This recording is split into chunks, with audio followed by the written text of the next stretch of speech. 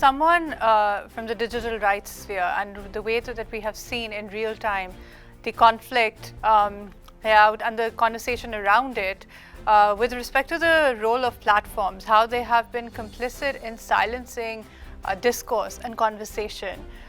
It started out with reports of shadow banning in the early days. And then we have heard, and there's extensive documentation, especially reports by Hamla, reporting the erasure of record. And that specifically pertains to those who are adding to the discourse, with whether it's somebody's going live, somebody's sharing pictures, there are references to the genocide, and everything that has happened post October 7th. And people have found that their accounts have been restricted, deleted, they can't go live. And this, of course, is erasure without notice, and it's very targeted. And this is happening in real time, where there's an ongoing genocide and people are speaking about it. They are trying to raise awareness, and also there is a war of narratives as well.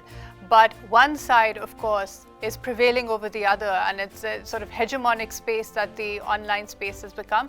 And what happens is that, of course, today, the way that we consume news digitally, the visual that we've seen, the headline that we've read, and of course the news cycle just overtakes one day to another, hours in fact. And what happens in this is that when there is record that is deleted, for archival value that no longer exists, for even referencing when you're trying to have a conversation or pin responsibility, and that material in fact is not there or not recoverable, which we've seen happen very deliberately.